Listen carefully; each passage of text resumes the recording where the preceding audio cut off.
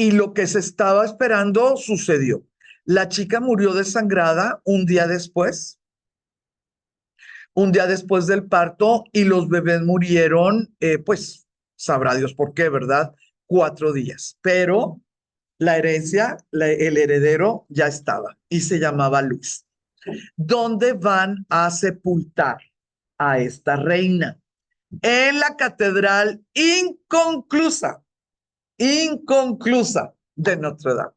Entonces, sí quiero, por favor, que entendamos, así como Reims se rearmó con los dineros que había en los tiempos de Felipe II, pues también quisiera, por favor, que entendiéramos que Notre Dame también se rearmó con los dineros que había, pues en esta preciosura de el magnífico, pero muy, muy, muy impresionante gobierno, ¿no? De este hombre que se llama Felipe II.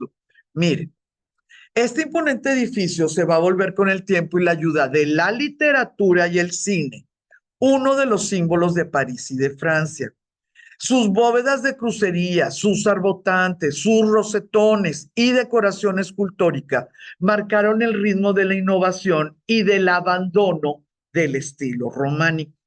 Pero por favor, empieza en 1163, muy bien, empieza. Eso no quiere decir que tú puedas ver algo, ni para dónde caminaban, ni las decoraciones, ¿ok? 1163. Se va a consagrar como en 1270 y algo, ¿sí? Consagrar. Imagínate nada más, Felipe II nunca supo, ¿sí? Y se va a terminar en 1345. ¿Sí? Entonces, por eso solamente les estoy diciendo las cosas que el dinero y el ambiente político-cultural del tiempo de Felipe II logró como sembrar, ¿verdad? Poner ese núcleo de vámonos, vámonos, vámonos. Una de las primeras cosas que me gustaría que no se les olvidara es que, muy bien, ahí podemos ver, sin lugar a dudas, podemos ver la cruz latina, ¿verdad? Aquí está la cruz. Sí podemos ver la cruz latina. Nada más que estas personas en el pleno París, que estaban teniendo una explosión demográfica muy interesante, en 50 años, París duplicó su población. De 1150 al 1200 pasó de tener 25,000 personas a tener 50,000 personas. ¿Saben lo que significa eso en ese siglo? Es una cosa de no poder creerlo. Si no sabemos estos datos, pues no podemos entender por qué la necedad de Felipe II de tener más territorio, de tener más territorio y de asegurar pues dinero, ¿no? En el tesoro. Uno de los, mande. Con la estabilidad que prevalecía, si tienes un rey que dura tanto tiempo, hay estabilidad económica, política. No económica, pero sí política. Sí política. Mientras haya estabilidad política, mira, lo económico va, aunque sea despacito, aunque no haya estabilidad, tú puedes sentir que ahí va caminando. En cambio, nunca va a haber estabilidad económica si hay inestabilidad política. Entonces, con Felipe II tenemos estabilidad política, sin duda, ¿sí? Sin duda. ¿Por qué te digo que no hubo estabilidad económica? Porque siempre hubo guerra, y las guerras cuestan mucho, y más si las pierdes, ¿no? Y cada vez que pierdes una guerra, pues tu economía, imagínate, ¿no? Va para abajo. Me gustaría, por favor, que recordáramos que eh, en el plano arquitectónico, cuando nosotros decimos que tiene una planta basilical, lo único que estamos diciendo es que va a tener una nave aquí en este espacio, una nave principal y y dos naves laterales, una principal y dos laterales. Es lo único que significa planta basilical. No quiere decir que sea basílica, puede ser una iglesia cualquiera con planta basilical. ¿Qué es lo que va a tener Notre Dame? Qué cosa tan impresionante. Tiene doble deambulatorio. Aquí pueden ver ustedes los dos pasillos. Tiene doble deambulatorio. Y ese doble deambulatorio le dio la gran oportunidad de crear todas estas capillas. Nunca visto. Nunca visto. Sí, sí, pero eran las capillas laterales y pudiéramos tenerlas aquí en los brazos de la cruz y tal vez en lo que eran las entradas, ¿no? O sea, poquitas. Pero en el momento que tú ponías un pasillo para deambular hacia altar mayor o bancas, ¿no? Y otro pasillo para venerar a cada uno de los santos o vírgenes, ¿verdad? Advocaciones en las capillas laterales. No, no, no. A todo mundo se le ocurrió pagar para tener una capilla familiar, para tener una capilla con el patrono o la patrona de tu propio apellido. Y esto se hizo gigantesco a la vuelta de 100 años. Gigantesco y espectacular. No, no, nada más gigantesco porque ya sabemos nuestras obras de gobierno, ¿no? Gigantescas y nada espectaculares. El edificio que conocemos, esto también pues me gustaría que lo entendiéramos. El edificio que conocimos,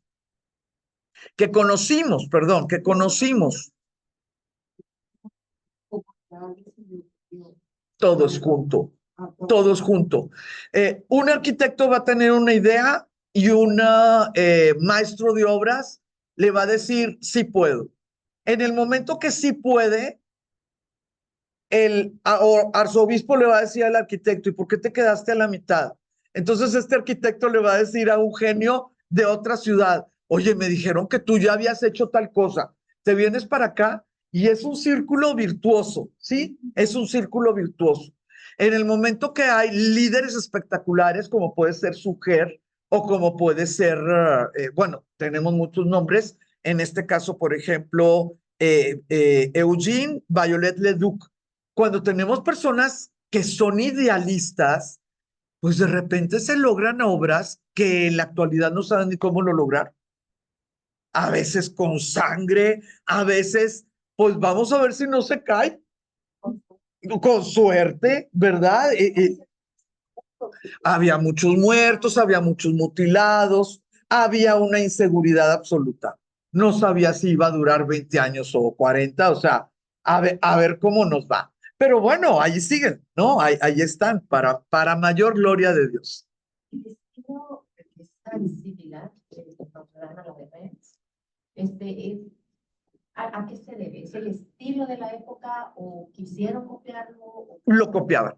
tal cual, o sea, réplica de los. No réplica porque los tamaños no te daban, o lo que tú querías hacer no te daban, o de plano tú ya sabías que nunca ibas a lograr las torres por tus economías. O sea, tú ya medio sabías, no. O al revés, como esta bestialidad de torres, pues ellos dijeron, yo estoy en París, pero por supuesto que voy a ser más grande que Saint-Denis. Entonces, en el momento que tú ya proyectas que tus torres van a ser más grandes, pues tú haces tu fachada más monumental, aunque si ves una foto de una y de la otra, pues ves que tienes el rosetón en medio, etcétera. La otra situación que limita mucho es la famosa planta basilical. Tienes que tener tu puerta de tu nave central y tus puertas laterales de los pasillos, ¿no? Laterales. Te limita, porque si no cambias lo de adentro, pues tienes ciertas cosas que cumplir en el exterior. Pero si eran imitaciones. Mande. Y otra que la verdad tuvimos, eso por poner la pregunta, a ver si me cachas. Sí. Hay algo que no me checa con esta majestuosidad y capacidad de decoración, estética, arquitectura, con lo que se vivía en la época o la forma de vivir de la gente. Se me hace como muy dispar. Ok. Nosotros vamos a tener ciertas situaciones que van a cambiar por completo. Cuando nosotros hablamos de revoluciones industriales, y las sabemos y nos las dicen y hasta las vemos en las películas, leemos en los libros, Es toda la gente que abandonó el campo y tuvo que aprender algo. Y ese algo fue manejar una máquina.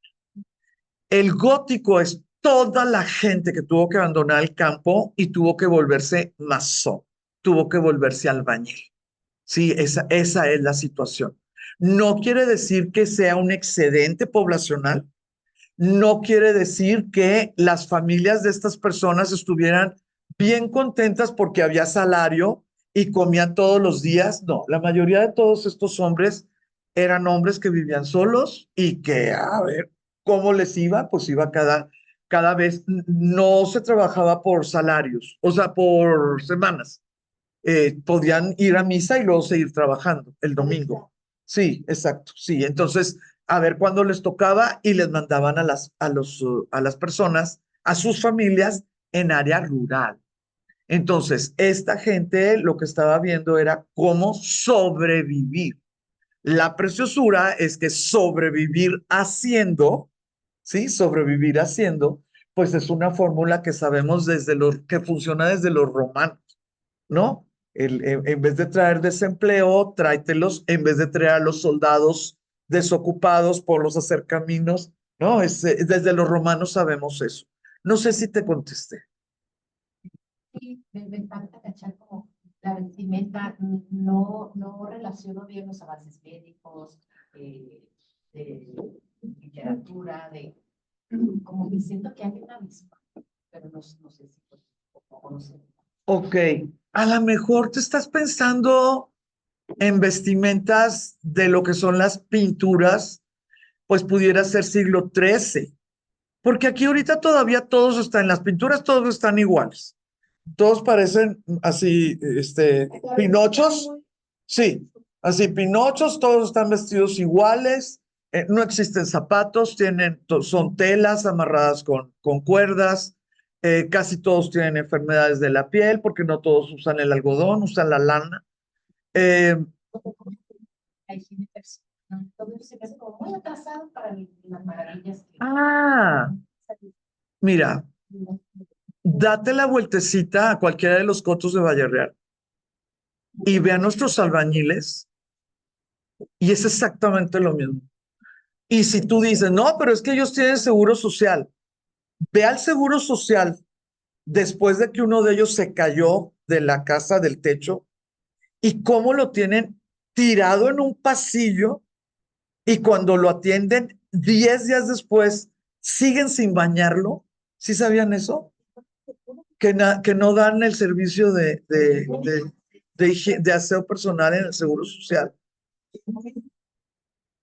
Pudieras sentir, pudieras sentir la situación de avances de clases altas o de clases que van moviendo a la sociedad y la gente que hace lo que le dicen, ¿no? Porque pues al final de cuentas, la mayoría de estos albañiles le decían, haces este cubito, ¿no? Pones este cubito ahí arriba. No eran tanto como artesanos. Para crear esto, el cascarón, para ser decorado, pues era gente que hacía, simplemente obedecía. No sé si, Pero esto viene plata desde la historia antigua, ¿no? O sea, desde el Imperio Romano, o sea, misma situación, pues todos los edificios eran así faraónicos y la gente, o sea, no no piensa que, tanto. y también en la religión, pues ve, la Basílica de San Pedro, o sea, todo es muy grande, y creo que en Europa es mucho más, o sea, tiene que ver con los gobernantes, o sea, con toda esta idea de la magnificación Sí, sí, de las muestras de poder, pero Camilla y yo creemos que no viene de siempre. Depende de la sociedad, porque si te pones a pensar en sociedades donde había dos o tres clases sociales, pues los que trabajaban eran los esclavos, no los ciudadanos. ¿Sabes cuánto que 50.000 habitantes como París? Y ya estaban haciendo el templo de los guerreros, ya tienen el observatorio. Sí, Chichén Itzá es postolteca y sí, es exactamente, Vean aquello tan magnífico. sí, Lo que pasa es que luego no hilamos sí. que al mismo tiempo. Sí, pero bueno, sí se estaba haciendo todo eso magnífico, pero la gente que lo hacía no siempre era llevada por la miseria. Eso es importante, porque aún los esclavos recibían sus comidas cuando regresaban a la casa de los amos. Aquí el problema muy, pero muy, muy, muy fuerte es en este caso en que todas estas personas eran ciudadanos de alguien y esos ciudadanos sí vivían en la miseria. Ese es un problema social. No estoy diciendo que los esclavos se merecen esto, no, no estoy diciendo eso, pero los esclavos estaban en esa sociedad y funcionaban para eso y los ciudadanos tenían algo. Si en el ejemplo de los albañiles de nuestro tiempo, no solamente son ciudadanos, sino son ciudadanos protegidos por una constitución y una ley del trabajo social. Entonces, las faltas son superiores, sí, las faltas son superiores, no por el tiempo, sino por lo que la sociedad le dijo a ese bebé que nació que le iba a proporcionar. Ese es el problema. La sociedad que le dijo a ese bebé que le iba a proporcionar y no le está proporcionando, ¿sí? En el caso de la Edad Media, pues le iba a proporcionar casa, vestido y sustento, por decirlo, gracias a la protección. Y si nosotros vemos, pues los niveles de miseria en el que se vivía y que se tenía que trabajar de ahí, o estabas clasificado como bandolero, ¿no? Por diosero o bandolero, sí podemos ver que las sociedades no estaban cumpliendo. No, no, en el medievo las sociedades definitivamente no estaban cumpliendo. Era una cuestión religiosa, era una cuestión social, era una cuestión educativa, era una cuestión económica, era una cuestión de transición. Pues sí, así funcionamos los seres humanos, ¿no? Sí, así, y muchas de las cosas, pues entre más pasa el tiempo, es muchísimo más el, el peso que tenemos los otros elementos de la cuestión social, como lo que pasó este domingo. Sí, es la culpa que se va a notar dentro de 20 o 30 años, va a estar muchísimo más en las clases burguesas y superiores que en las clases bajas. Entonces, es todo y hay que verlo como por pedacitos, ¿no? Por pedacitos. Voy a seguir para acá. ¿Mande? No, está bien, pero mira, funcionó muy bien. El edificio que conocimos antes del incendio del 2019 se debe en parte a Víctor Hugo y a la publicación en 1831 de su novela, Nuestra Señora de París.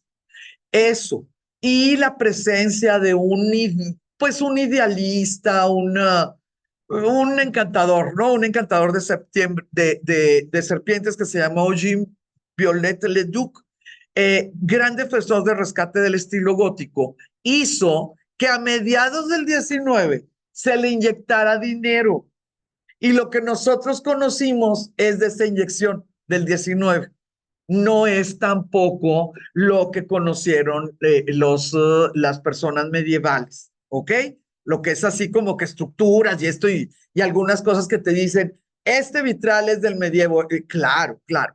Pero cuando tú vas y te das la vueltecita, definitivamente es por las remodelaciones y modificaciones que se le hicieron en el siglo XIX.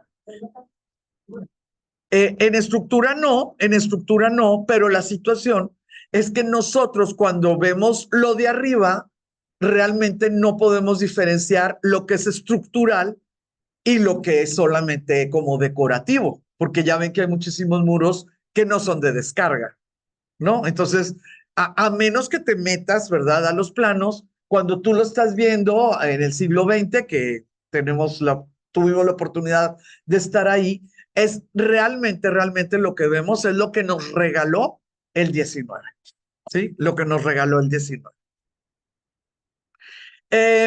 Como este edificio fue producto de esta situación, pues de Felipe II y del Imperio Angevino allá a los lados y de las guerras y de los gustos que había en la mezcla entre Francia e Inglaterra, la fachada principal es una derivación del románico, pero normando. Acuérdense que los normandos eran mucho más Plantagenet que pudieran ser Capeto. La fachada presenta un conjunto proporcional 3 niveles horizontales que siguen un patrón jerárquico y geométrico. Por supuesto, totalmente medieval. Acuérdense que en el medievo estaba con la verdad sin duda de que esta sociedad funcionaba porque había jerarquías, de la misma manera que el universo entero funcionaba porque había jerarquías. Entonces, la fachada va a seguir siendo medieval porque no vas a poder quitar la fachada en una restauración, ¿sí? O sea, no vas a estar quitando el rosetón. ¿Y qué vas a hacer con las torres? ¿Ok? Entonces, queda ese pensamiento medieval. El interior de la catedral destaca por su luminosidad gracias a los amplios ventanales. Entonces, ahí es donde nosotros vamos a tener estas nuevas ideas del gótico. Y si pensamos que se inicia en un momento y se acaba a los 100 años, o se consagra a los 100 años y luego le siguen haciendo cosas, pues imagínate, todo lo técnico, ¿no? Todos los avances técnicos y todos los antojitos de los nuevos reyes. Oye, me invitaron a la boda del perengano y está más bonita la iglesia que la. Y vámonos a hacer recaudaciones de dinero y hacer modificaciones. Las opciones que nos regala Notre Dame, vamos a poder darnos cuenta que desde un principio van a ser más arquitectónicas. Ellos van a hacer lo necesario para que este tipo de columnas, las que están aquí, este tipo de columnas, puedan sostener lo necesario para irte para arriba y para arriba. Pues fíjense que las columnas no jalaron, no fueron suficientes para las alturas que ellos querían. Y Notre Dame, pues su característica más distintiva es que le tuvieron que poner palillitos al pastel, ¿sí? Esos palillitos al pastel para que no se te caiga el pastel, pues son los famosos contrafuertes o arbotantes que hacen indiscutiblemente bello el exterior de Notre Dame. Pero ahí es donde está la fuerza de las clases superiores. Te dije que la quería más alta. Es que se nos va a caer. Te estoy diciendo que me cuentes tus problemas. O sea, ponte a hacer lo que tengas que hacer. Y en el ponte a hacer lo que tengas que hacer, pues llegan estas maravillas, ¿verdad? Estas maravillas gracias al genio, gracias a la decisión, gracias a que siempre va a haber personas que trabajan con sus manos al mismo nivel de las personas que trabajan con su mente, ¿sí? Entonces, híjola, ya son las 12. ¿Quieren que vaya a ir al baño? ¿Quieren ir al bañito o medio le seguimos? Sí, está haciendo mucho calor, qué bárbaro. En los tiempos en que fallece esta muchacha, pues ustedes ya tienen muy claro, porque se saben de memoria todas mis clases, que ya estamos en la tercera cruzada, ¿sí? Que ya estamos en la tercera cruzada. En estos tiempos, Felipe ya tenía muy claro que quería pasar a la historia de forma gloriosa. Casi nunca nos platican este tipo de cosas, porque pues la verdad sí hizo cosas mucho más espectaculares, pero sí me gustaría contarles esto, que son como detallitos, como detallitos. Miren, algo imposible de entender, pues nosotros, es que uno de los mercados de fresco, pues en aquel tiempo no había congelados, ¿verdad? Uno de los mercados más populares de París estaba a 4 cuadras del leprosario. Así se hizo, así siguió, así vamos. Entonces, ¿qué es lo que hace Felipe II? Da orden. Y para que se mueva el campo, el mercado, se hacen 2 edificaciones. Y pues ya que vamos a tener 2 edificaciones, me les ponen código sanitario.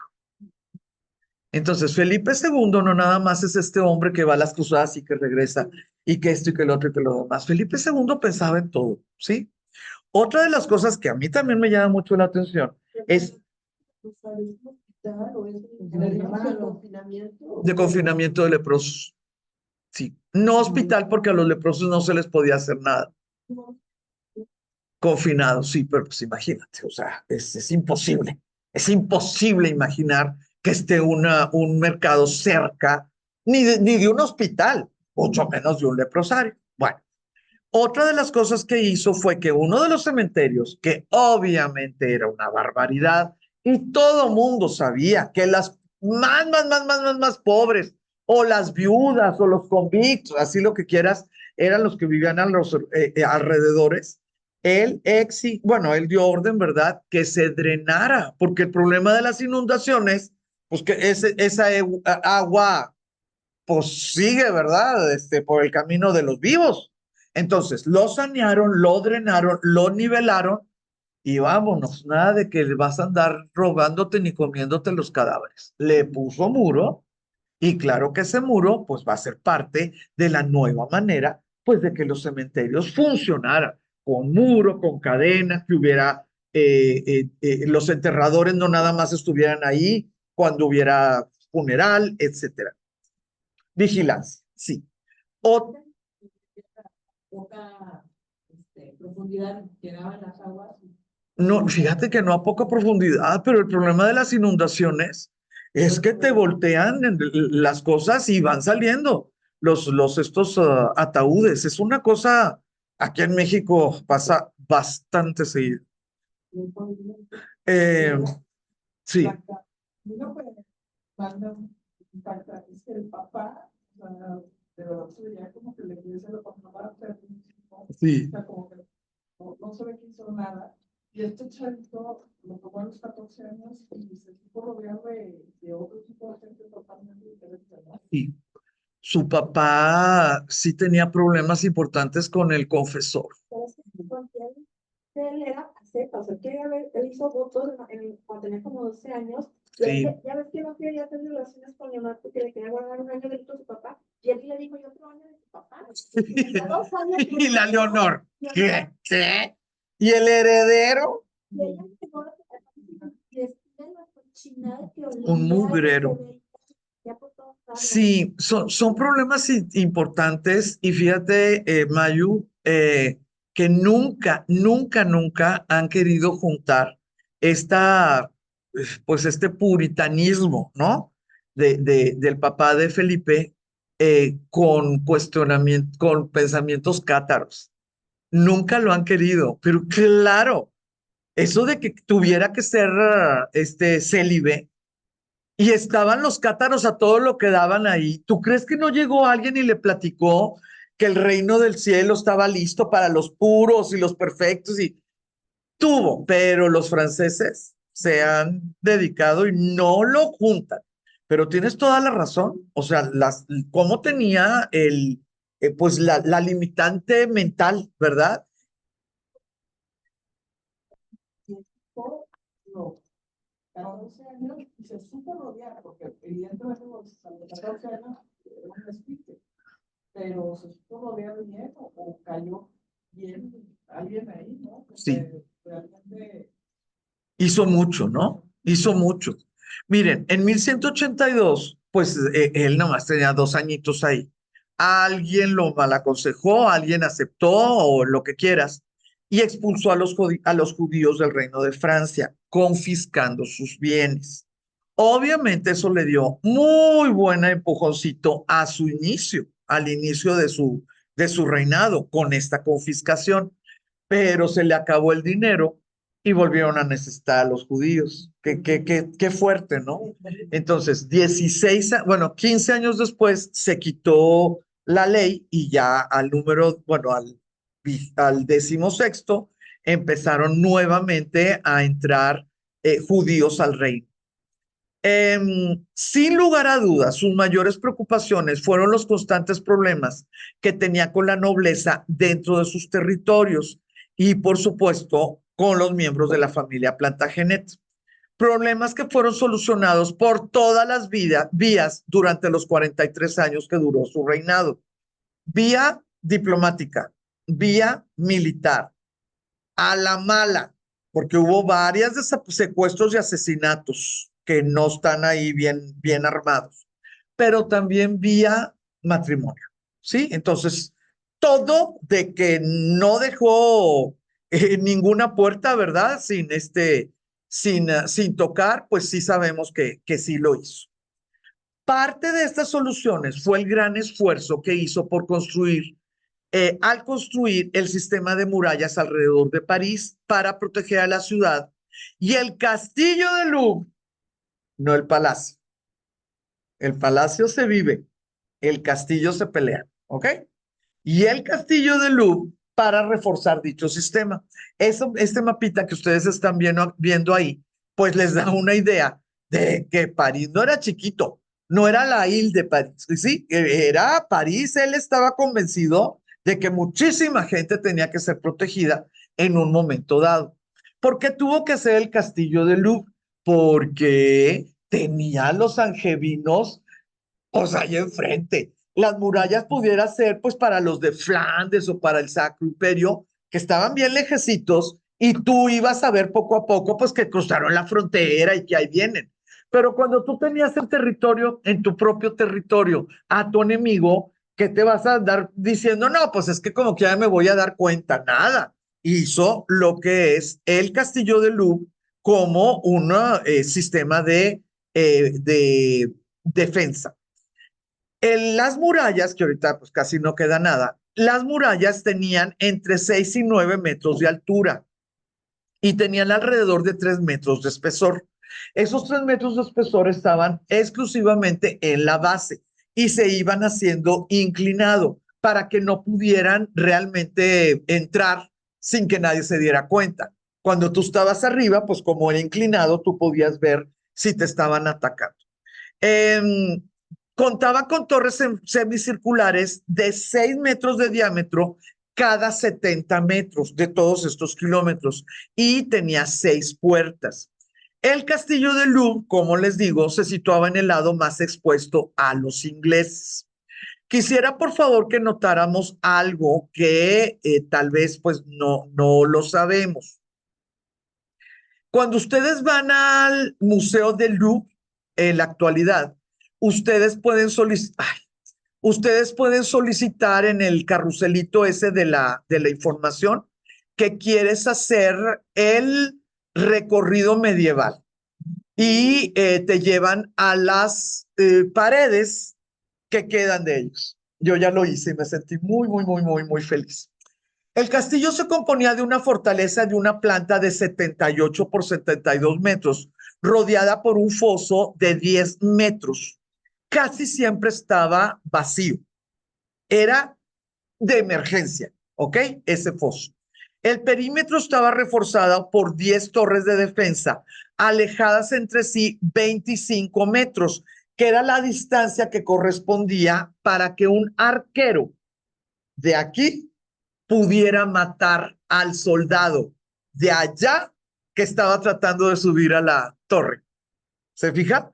Las cosas, pues estamos en la Edad Media. Tenían 1000 años de saber cómo pelear. En el centro del patio se encontraba una torre y esta torre se llamó la Torre del Homenaje. Bueno, no se llamó, se utilizaba para los homenajes y se llamó, pues sí, era una torre del homenaje. Casi 16 metros de diámetro y una altura de 30 metros. Era como una bóveda, funcionaba como bóveda, pues estaba en medio de una fortaleza. Ahí estaba el tesoro real, pero también los archivos, porque van a saber ustedes que Ricardo Corazón de León, en una de sus batallas, se robó parte de los archivos de Francia. Y Felipe II dijo, jamás nos vuelve a suceder. Fíjense nada más. No, ya no, solamente está lo que es la base, por eso sabemos las medidas y eso es lo que tú más o menos puedes ver. Pero yo no sé si ustedes sabían esta situación. En Francia siempre va a haber un refugio de emergencia para el soberano, siempre. En los casos medievales va a ser esta torre adentro del Louvre. Podía caer Francia, pero que el rey tenía que estar vivo. Y cuando ya caía Francia, El pueblo tenía que hacer lo necesario para que de esa torre saliera del territorio vivo. Rey, príncipe, nieto, lo que hubiera que significara la secuencia de la dinastía, ¿sí? Entonces, si no era el ejército, era el pueblo, como las abejas reinas, ¿verdad? Si no era el ejército, era el pueblo, que sabían perfectamente dónde estaba refugiado como última instancia, ¿verdad? El soberano.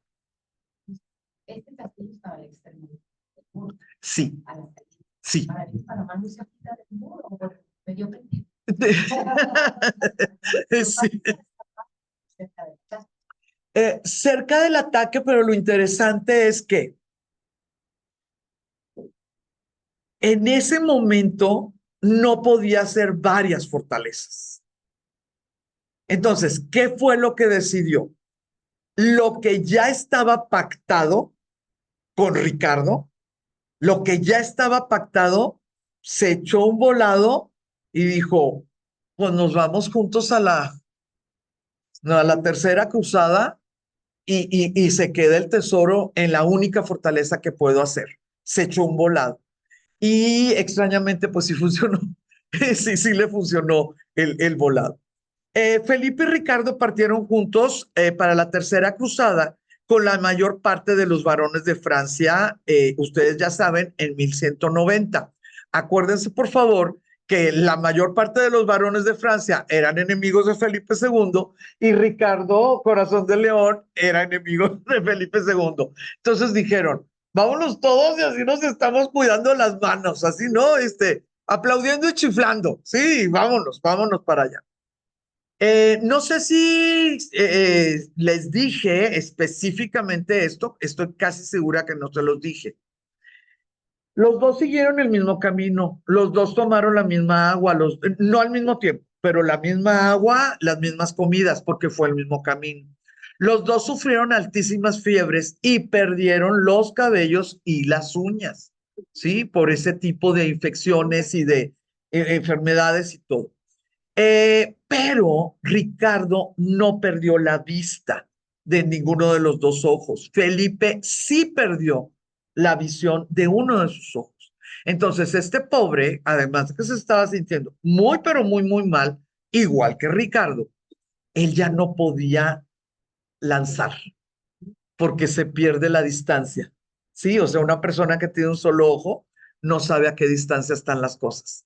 Esas cositas no nos las platican porque pues como él decidió regresarse por amor a Francia, ¿qué iba a suceder? O sea, él no podía saber a qué distancia estaba el enemigo.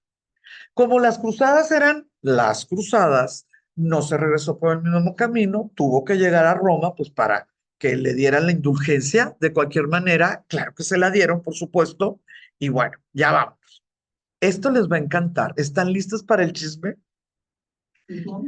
Siempre, bien, bien. Mire, ya de regreso se puso a arreglar todos los problemas que habían surgido de su ausencia. Pues claro, ¿verdad? Territoriales, económicos, de conspiraciones, todos, de todo tipo. Y uno de esos problemas, pues es que él era viudo y tenía un solo niñito, ¿no? Decidió casarse con una mujer que casi nadie sabe ni que existió.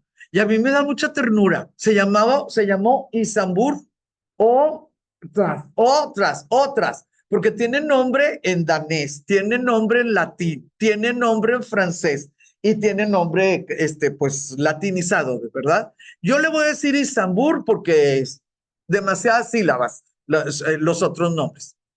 Ella era hija, bueno, fue hija del rey de Dinamarca.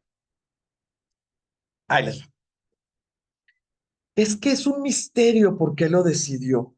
Es que nadie entiende a qué hora se hicieron las cartas, ¿no? Ahí van y ahí vienen y la pintura. En todas partes te dicen eso. Digo, facilito, ¿no? No estudios serios, sino en artículos, sí. O las enciclopedias mías, que era donde pues, yo preparaba mis clases antes, lo que quieras. Yo no sé si ustedes se acuerdan qué les dije. Que antes de ser cristiano de veras, en el medievo, Inglaterra, cuando ya llegaron en el 1066 y lucha de Hastings y que yo se las platiqué aquí. Ellos, a los que corrieron, fue a los daneses. Esos daneses tenían creo que 7 años de ser cristianos. O sea, eran paganos. 7 años de ser cristianos, lo siento en el alma, no eres así como que muy cristiano. Nada más que esos daneses dejaron hijas, princesas, lo que quieras, que tuvieron hijos con personajes ingleses. Entonces, este muchacho, en algún momento, alguien le dijo, me imagino así al Ciro Peraloca, ¡Rey! Acabo de encontrar una línea entre daneses y franceses. Esta idea de unirse con Dinamarca, lo único que tenía que ver era, en algún momento, filtrarse con una casa contendiente al trono de los Plantagenet. Entonces, dejar de estar peleando y solamente repartir dinero, dinero, dinero, dinero para que le hicieran un golpecito de estado, tal vez a un bebé Plantagenet, tal vez a una viuda débil Plantagenet, y pusieran a alguien de la línea franco-danesa que venía la sangre desde los tiempos de los daneses en Inglaterra. ¿Cómo la ven? Oh, yeah. ¿Por qué creen que soy mala? Yo me sé todas las maniobras de la historia, entonces puedo ser espantosamente malévola. Está buena la pensada, ¿sí? Lo peor que puede pasar en este tipo de matrimonios, o la encarcelas o la matas. Para un rey, de veras, para un rey, ¿qué es lo peor que puede pasar? Pues nada, ¿no? Porque los reyes solucionaban de manera, pues, horrorosa las cosas. Bueno, fíjese, el inexplicable matrimonio se realizó en 1193. Se hicieron las ceremonias, se hizo el banquete, se metieron al cuarto y salió al ratito gritando que exigía la anulación.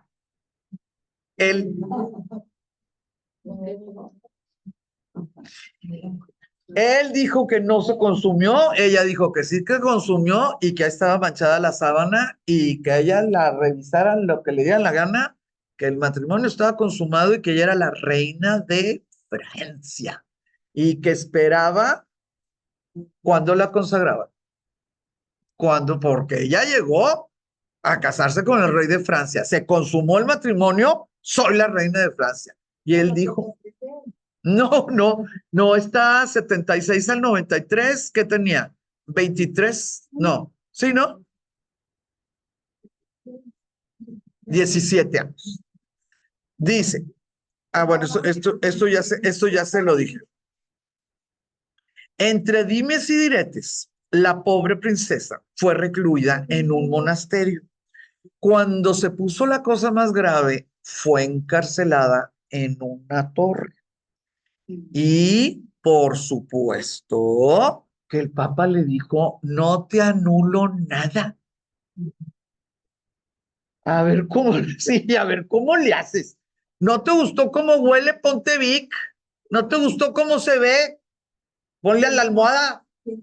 Piensa en otra gente. O sea, no me importa tus pendientes. No hizo nada porque al final de cuentas estaba en un convento y no había anulación. Los primos, no un hermano, pero los primos y los caballeros daneses en Roma, así con los estiletes, con los cardenales. ¿Cómo va el proceso de anulación? No avanza. ¿Está seguro? Segurito, segurito. Así los daneses, listos a que no avanzara el proceso de anulación. Pues con ella no, por eso pidió anulación. O sea, le aseguraban como la línea parlamentaria. Pues sí, pero por lo visto algo pasó. Dijo, no sabemos, porque dijo, me lo anulan y yo me caso con alguien más. O sea, y la otra me da niños. Pues lo mismo que no sabe si le va a dar niños o no, pues la otra. Fue una locura. Pero quiero decirles algo muy lindo. La comidilla de estos hechos duró muy poco. ya que a los pocos meses sucedió algo en la vecina localidad de Chartres que iba a cambiar el rumbo de la historia de la arquitectura e iba a reavivar la ruta de los peregrinos. Entonces, Felipe II gobernando, la muchacha ya escribe cartas, pues a Francia no le importa, ¿verdad? O sea, pues Francia sigue haciendo lo suyo. ¿Qué es lo que va a suceder? En 1194, un gran incendio causado por un rayo devastó gran parte de la ciudad de Chartres, incluida su catedral románica. Pero ahí les va. Cuando estaban levantando y viendo que podían rescatar, pues digo, era una catedral y tenía tesoros y todo, en eso salieron tres, ¿cómo se llama? Monjecitos clérigos cargando el famoso relicario. Ni se chamuscaron ellos, ni se murieron, el relicario ni siquiera le cayó hollín ni nada. Entonces, pues claro que la gente consideró que era un milagro. ¿Qué es lo que va a pasar? Ellos, estos tres clérigos, monjes, lo que fueran, salieron de la famosa cripta. ¿Por qué es famosa esa cripta? Miren, en esa cripta desde el siglo IX se guarda el manto de la Virgen cuando dio a luz a Jesús. Y niéguenmelo. De ninguna manera. Se llama la Santa Camisa, porque en un momento dado se creyó que era parte de la túnica. Y luego pues dijeron que no, y luego dijeron que era parte del manto. Y luego dijeron que no, y luego ya dijeron que era el velo. Y luego alguien bien detallista, ingenioso, dijo que era el velo que estaba utilizando la Virgen María cuando recibió la noticia de la concepción. Pasaron, ya saben, pues va pasando los tiempos, ¿verdad? Y como que la gente empezó a decir más cosas de que, pues, ¿cómo, verdad? Entonces, llegaron a la conclusión que era pues lo que la Virgen utilizaba de manera cotidiana y que eso lo utilizó pues en su ida y su regreso de Belén. Entonces, así es como está, así es como se cuida, así es como se venera.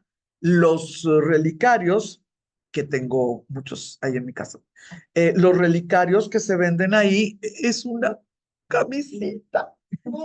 Es una camisita. Entonces puedes comprar medallas, pues lo dije, es una camisita de este tamaño. Divina. Eh, esa situación de la milagrosa, obviamente probada, ¿verdad? Valor de esta preciosura de reliquia, eh, movió al refinanciamiento. Entonces, la reconstrucción fue generosamente financiada tanto por los Capeto, que en este caso es Felipe II, ¿verdad? Y luego su hijo, y luego el que sigue, y el que sigue, y el que sigue, como por el Cabildo y los gremios locales. Esta catedral marcó un hito y desarrolló una fase de plenitud en el dominio de la técnica y el estilo gótico.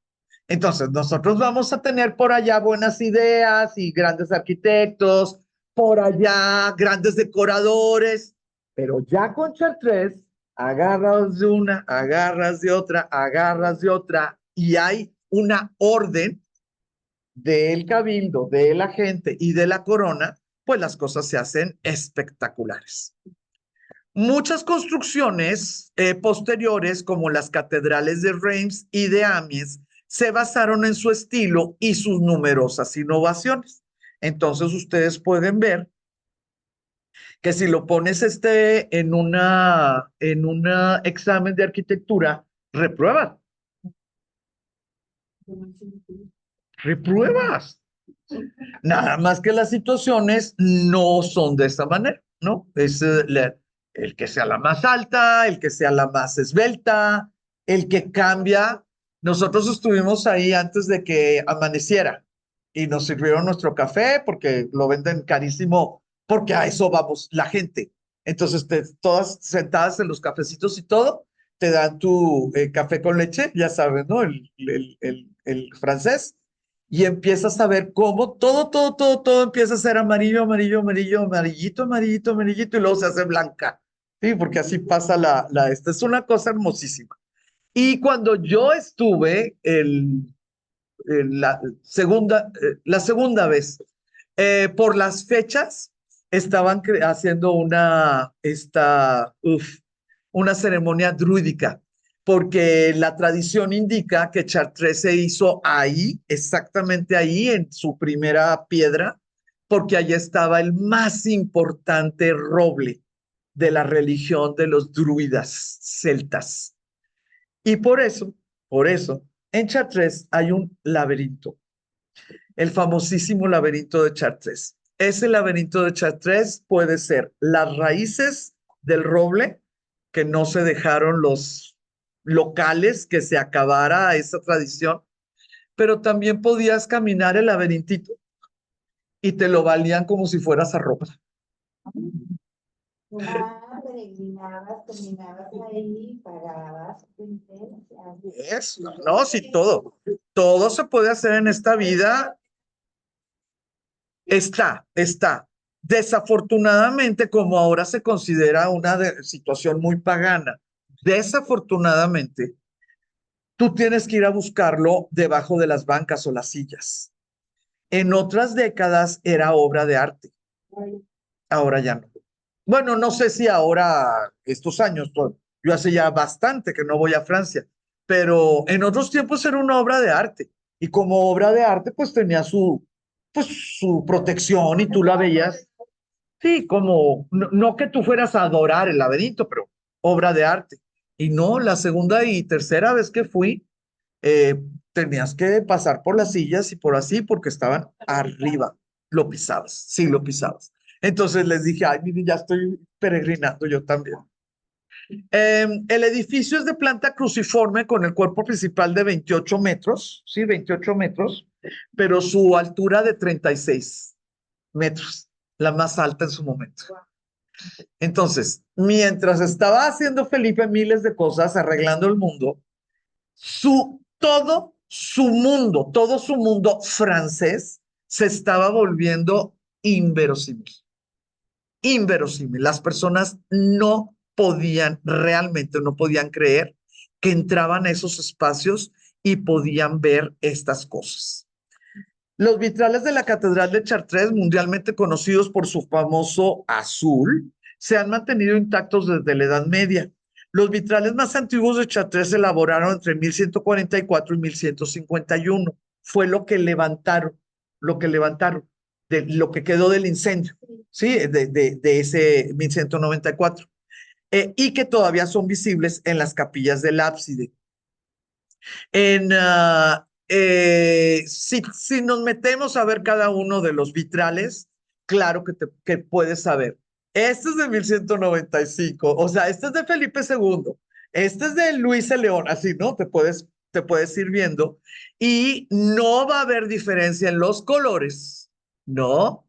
Pero sí va a haber diferencia en los diseños de las caras de las personas, porque la forma de expresar el ser humano, pues ya iba rumbo al proto-renacimiento, ¿sí? Ya iba caminando. Te va a encantar.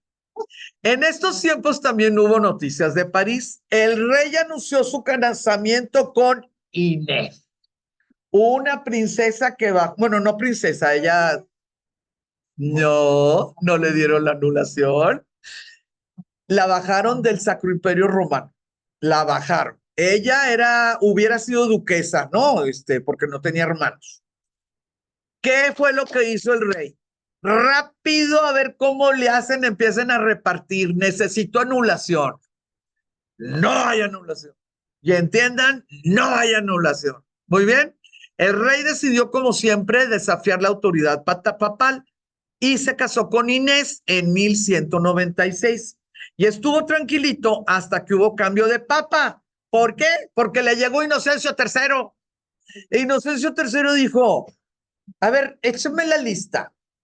Plantagenet. Este está mal, este está mal, este está mal, este me lo excomulgas, este me lo matas, este me lo encarcelas. A ver, Capeto. Ah, este me le...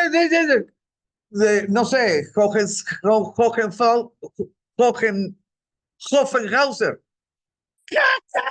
Y empezó a repartir por todos lados castigos, pero así literalmente dijo, ¿qué hubo, le? ¿Dónde está nuestro poder? ¿Dónde están los reyes católicos?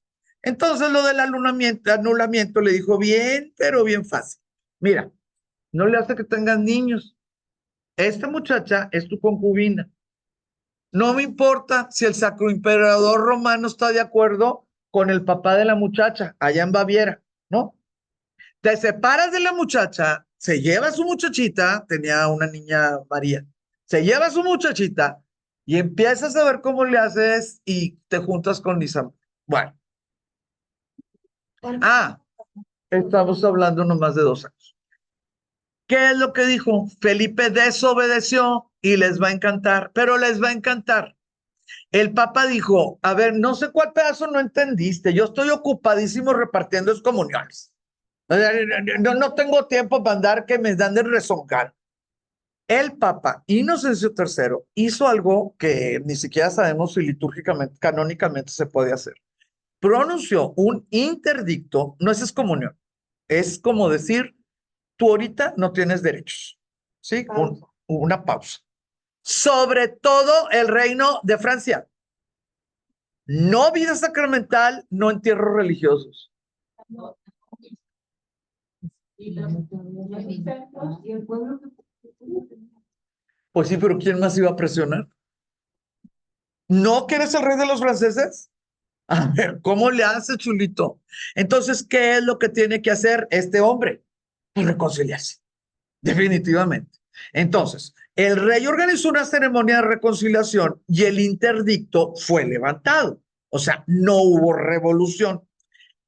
La pobre de Inés se fue a un palacio fuera de París, Poissy se llama la ciudadcita, pero ya iba embarazada del segundo que salió hombrecito.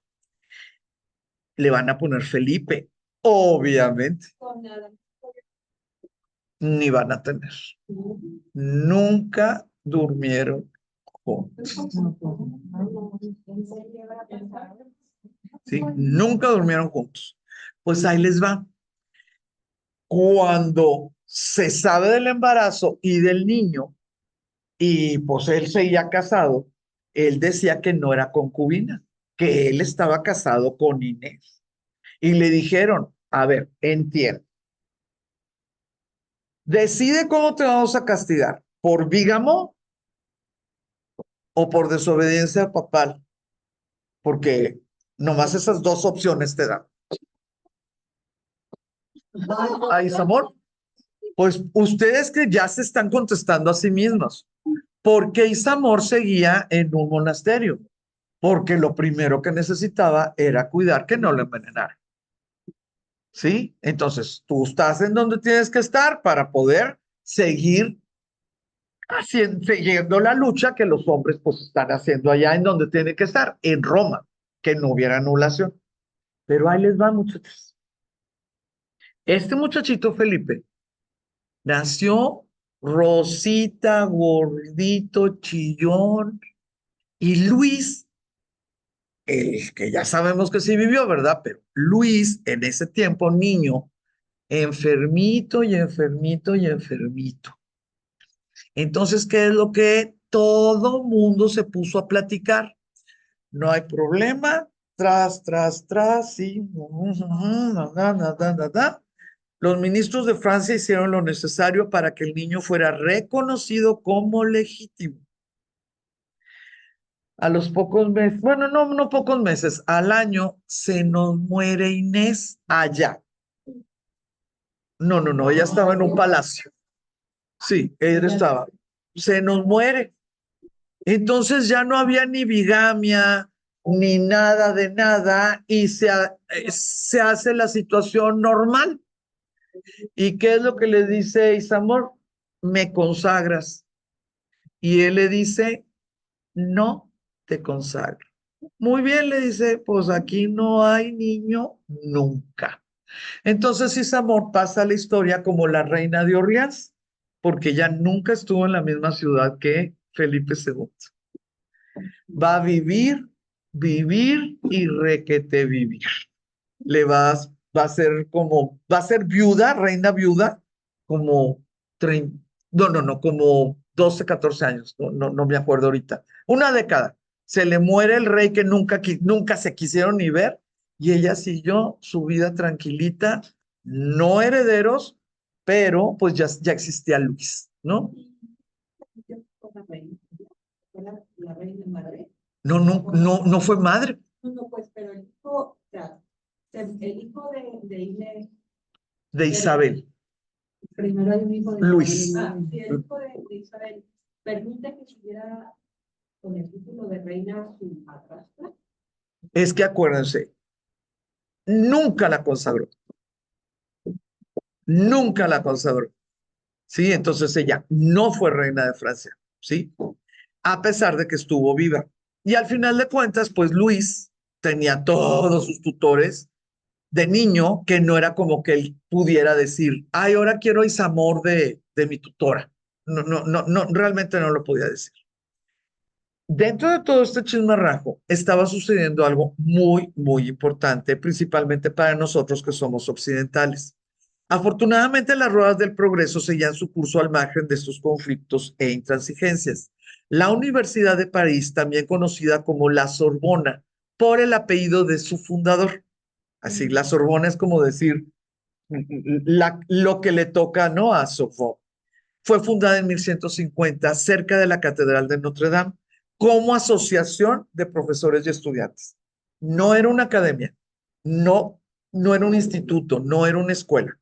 Fue una asociación de profesores y estudiantes complementaria a la Escuela de Teología de Notre Dame, que ustedes ya saben ahora en qué etapa estaba Notre Dame.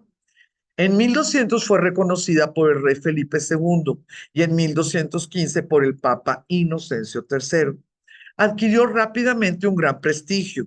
Las enseñanzas se organizaron en 4 facultades: Derecho, Medicina, Teología y Artes Liberales. Entonces, si tú no tenías lo suficiente para que los maestros te aceptaran en sus clases de Derecho, Teología y Medicina, tú podías entrar a Artes Liberales.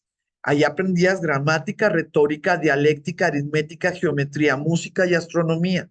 Pero lo más importante de todo es que te codeabas con los otros estudiantes de la Universidad de París. Y en ese momento ya tenías un poco de oportunidad. Una, que a la vuelta de 1 año, 2 años, pudieras optar para entrar a alguna de las facultades. O la otra, pues que fueras secretario de alguno de los que sí lograban licencia de profesión, ¿sí? Sí, sí, eso es lo más importante de las universidades, que se cobraba, ¿sí? Durante los siglos XII y XIII fue una de las más prestigiosas de Europa, junto con Bolonia, que ya lo platicamos, Oxford y Cambridge, que dice la leyenda que fue fundada por desavenencias de los maestros de la Universidad de París con las autoridades de París, ¿no? Dice la leyenda. Y también tenemos Salamanca, Montpellier, de donde va a salir, por ejemplo, Nostradamus, y Toulouse. Durante la Edad Media sufrió una situación de declive, obviamente, así como dejaron de existir, de necesitarse los gremios, pues van a dejar de necesitarse las asociaciones de maestros y estudiantes. Sí me explico, ¿verdad? Va a haber otros tipos de instituciones. En 1793 fue cerrada y sustituida por escuelas superiores especializadas. Ahora, la última batalla, el último jalón que va a tener que pues sobrevivir, digamos, Felipe, va a ser una trenza de problemas. Los Plantagenet ahora con Juan Sin Tierra, porque bueno, pues ya no estaba Ricardo. Otón como emperador del Sacro Imperio, obviamente porque siempre va a tener ganas de ir un poquito más abajo. Y uno de sus vasallos, porque a los demás vasallos, pues con tanta, ay, con tanto situación de edificios y universidades y todo, pues los vasallos ya estaban como que más tranquilitos. El duque de Flandes. Entonces va a tener él tres cosas que atacar. ¿Cuál va a ser la situación? Pues una, poner sus fidelidades en orden. Dos, decirle al Papa que no puede estar manejando la cruzada de los albigenses, que pues la situación no está. Y eso nos va a dar décadas. Bueno, no nos va a dar, les va a dar a los cátaros o albigenses décadas extra de supervivencia. No tanto porque ellos se escondieran y se escondieran, sino porque el ataque, ¿verdad? Por parte de la iglesia, pues se vio muy disminuido. Si quisiera, por favor, que recordáramos este 1214. En 1214, Juan sin tierra va a estar en suelo francés. Y el hijo de Felipe, Luis el León, va a hacer lo necesario para echarlo. Nada más que cuando lo echa en 1214, los acuerdos lo van a hacer perder más de la mitad de las áreas del territorio que tanto había peleado su papá, el papá de Juan y el hermano de Juan. Entonces, 1214, en una unión fabulosa de dos hombres muy sobresalientes que fueron Felipe II y Luis el León, uno hacia el sur oeste, vámonos. El imperio angevino le da un golpe mortal, pero además el rey, imagínate nada más, el rey regresa a su reino derrotado. Y este señor, este Felipe II, se va a volver el héroe de Bouvines. ¿Lo vemos aquí? El héroe de Bouvines. Así es como aún en la actualidad es el gran suceso que en los libros oficiales de las escuelas de los niños, ¿no? En Francia, ese es el que sí les cuentan de Felipe II. Él va a hacer lo necesario y le va a decir, pues primero a Flandes y luego al imperio. Ahí nos vemos, aquí a Francia no le quitan ni un metro cuadrado y se acabó porque se acabó. Las amenazas, pues por una buena cantidad de tiempo van a estar tranquilizadas, van a estar pues en orden, y eso le va a dar al hijo pues 3 añitos de un magnífico, pero de veras magnífico reinado. Pero bueno, pues el tiempo no estaba a su favor, ¿verdad? Y cuando muere Felipe, pues ya estaba muy pasado de tiempo, ¿no? 43 años de reinado. Este Felipe murió el 14 de julio de 1223. Él ya venía enfermo desde 1191. Él ya venía enfermo desde las cruzadas. Guerrió todos esos tiempos, tomó decisiones todos esos tiempos. Hasta tuvo tiempo de pelearse con Isamur, ¿verdad? Todo eso. Y él descubrió que estaba una pequeña conspiración en una de las ciudades donde él no estaba. Entonces los doctores le dijeron que no podía levantarse. Ah, no, él dijo que sí. Y en el camino se colapsa y pues, ya se muere. ¿Qué es lo que hacen? Rápidamente se lo llevan como, pues así casi veneración, ¿verdad? Hicieron unos funerales maravillosos, dignos de un hombre, pues que trabajó tanto. Yo no sé si humanamente, pues era un hombre de mucha valía, pues se dice que era despiadado, que era maquiavélico, ¿verdad? Etcétera. Yo no lo sé, pero como gobernante, en el momento que falleció, fue increíble el fervor que le demostraron, ¿no? Lo que es el pueblo. No sabemos dónde están sus huesitos, porque su tumba fue profanada por los revolucionarios en 1793, pero termino mi clase con la fabulosa Basílica de Saint-Denis.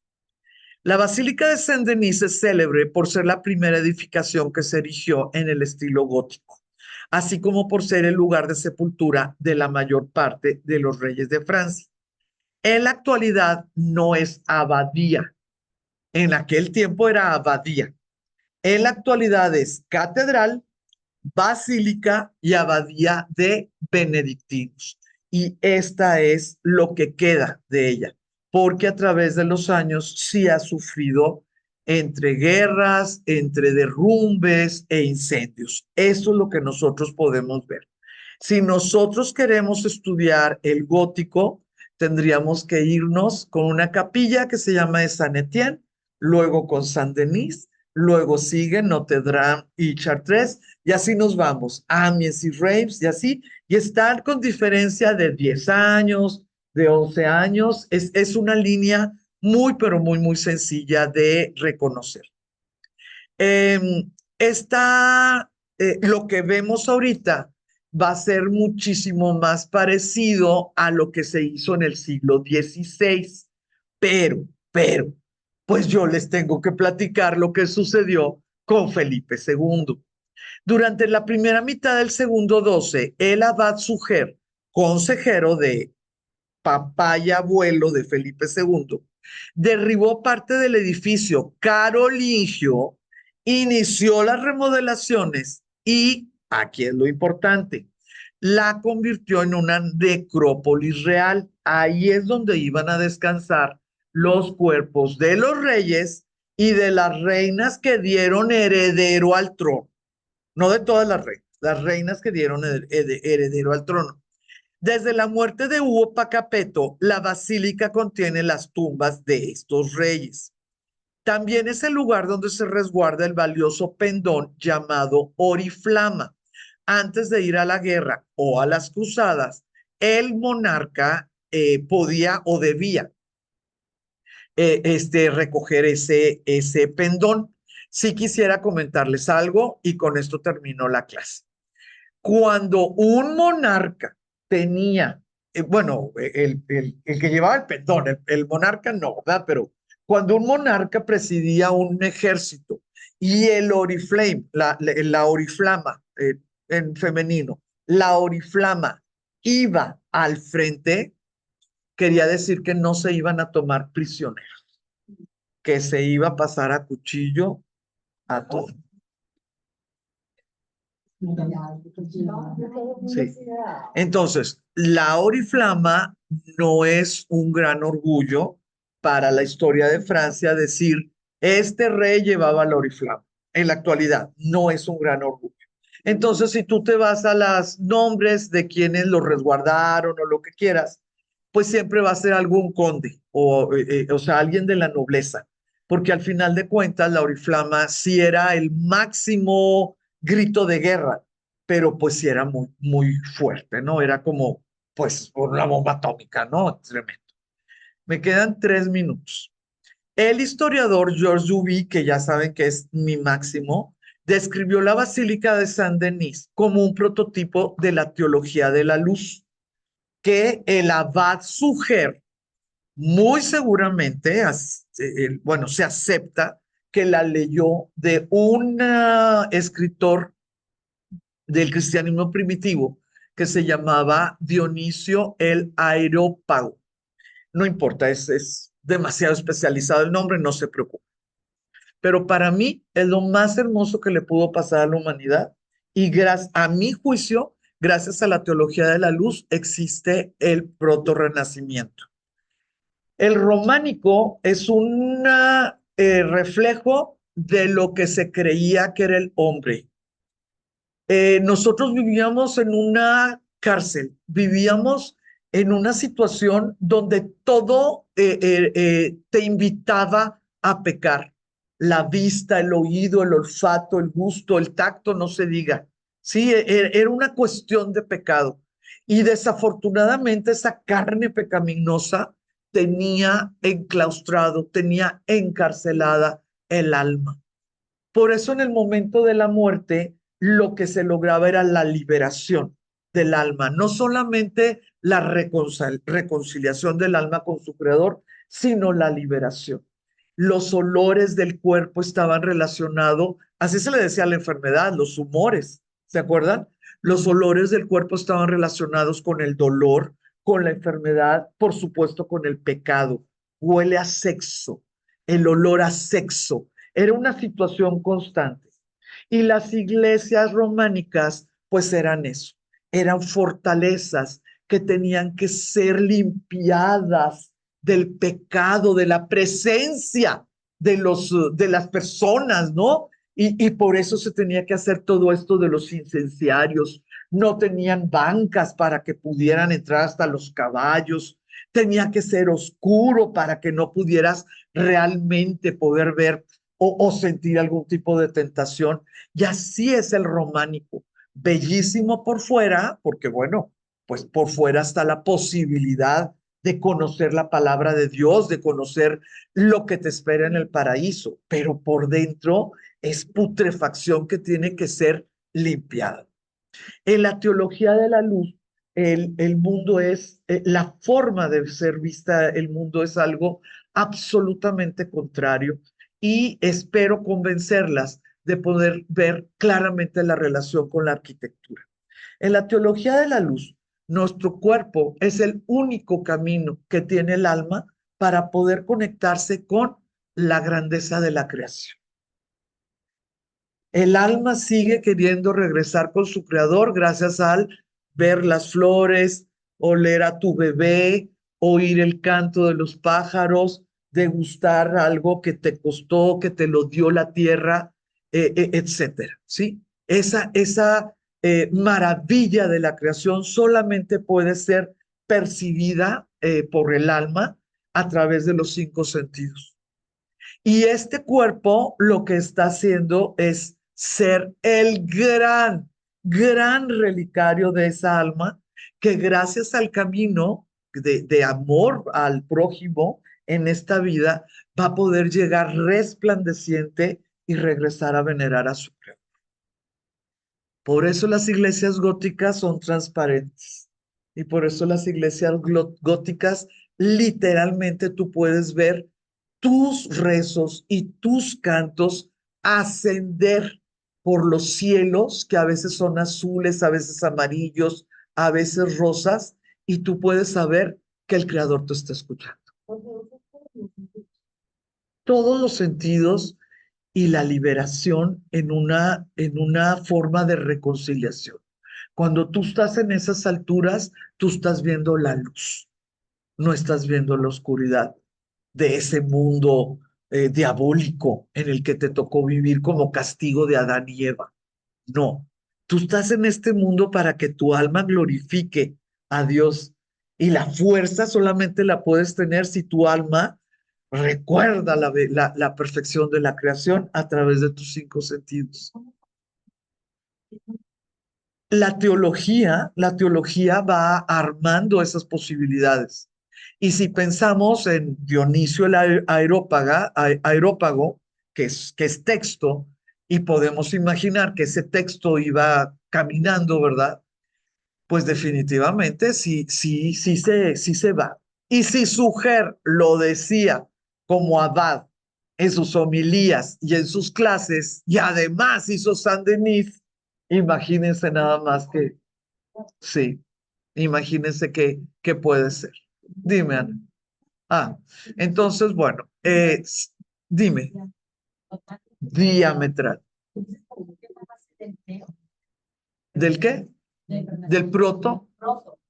Sí, del proto renacimiento, donde los cuerpos estaban vistos como algo creado, imagen y semejanza de Dios, y no como la semilla del pecado.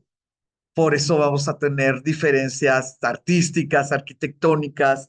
Si nosotros podíamos ver a las oraciones subiendo, porque ves el humo, ¿no? Y ves la luz de los vitrales, pues ¿por qué no vas a tener mejor música? Pues para que de veras se una a los cantos de los ángeles. Entonces vamos a tener una proto-renacimiento en la música sacra. Y así vas, ¿no? Y así vas. Las pinturas mucho más parecidas a lo que nosotros creemos que es bello, etcétera. ¿sí? Entonces, bueno, aquí nos quedamos. Espero que les haya gustado el chisme de Felipe II. Y pues vamos a ver cómo me fue con la grabación y ya veré cómo le hago para mandarles a las muchachas,